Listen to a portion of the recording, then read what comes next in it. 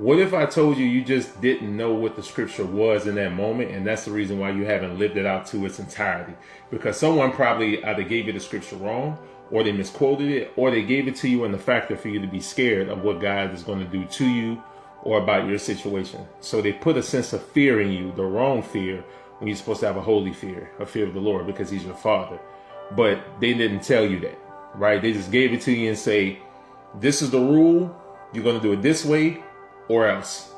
Instead of breaking it down to you in either a commandment or, one of my favorite words that I like to use for a lot of scripture, is principles. Because if you give it to you in the principle, you can really digest it good. You can understand that a principle is a factor of a value that you're supposed to live in your life. So if you keep it as a value and a principle, you'll look at situations completely different than the way it was before.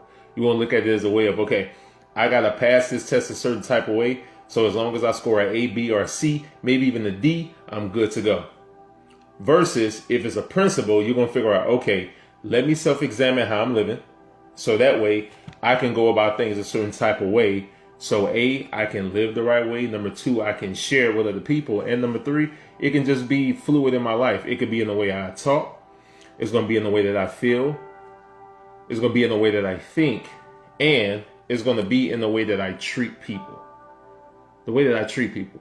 So learning this is going to be a pure and clear indication of how things are going to go for you once you realize that scripture is a principle. And that's one of the things we're going to talk about tonight. So tonight's teaching, I didn't get a chance to really put the actual description in yet because of time. I'm going to change it in a second. But tonight's teaching for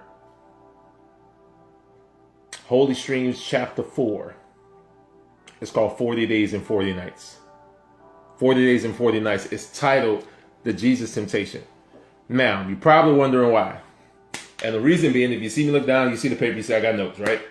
Is because it was something significant about the 40 Days and 40 Nights. It was something significant about Jesus' temptation. And you've heard about this before. You've heard about him going into the wilderness to be tempted, right? But we're going to break this thing all the way down tonight because that way you can get a clearer indication, a clearer mind frame of why it went the way that it went and how can it be applicable till today or how can it be palatable for today's time, right? So we're going to talk about Matthew chapter 4 in a second. We're going to also break down the word temptation, which is going to be very vital so you can understand it toward the end. But let's go a little bit deeper, right? So the teaching tonight, I'd say that is very significant because of a couple of things. It's reason and his logic behind its logic of God, but how the Holy Spirit laid the foundation.